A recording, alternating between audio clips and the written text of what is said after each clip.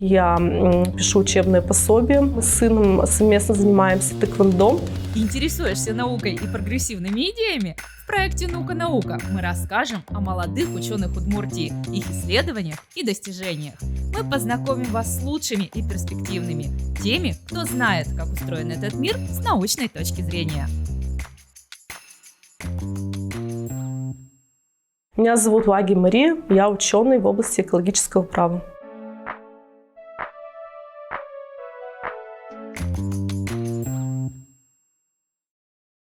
В науку я пришла сразу же после окончания университета. Я осталась на нашей кафедре. А наш профессор Василий Никитович Яковлев, основатель этой кафедры, пригласил меня в аспирантуру. Я поступила в очную аспирантуру, соответственно, ее закончила. Осталось преподавать.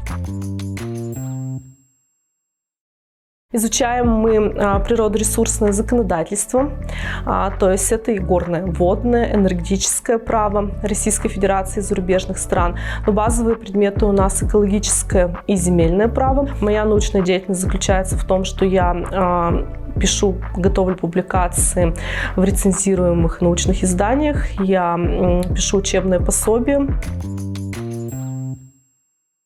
Я разработала учебное пособие «Правовое регулирование водопользования в Российской Федерации». Учебное пособие будет полезно для обучающихся на бакалавриате, в магистратуре, а также для практиков, которые занимаются, соответственно, предоставлением прав на использование водных объектов, либо части водных объектов у нас в стране.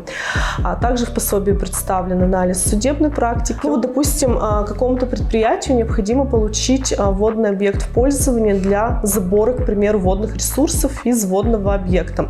Соответственно, в этом учебном пособии будут даны рекомендации, как это сделать.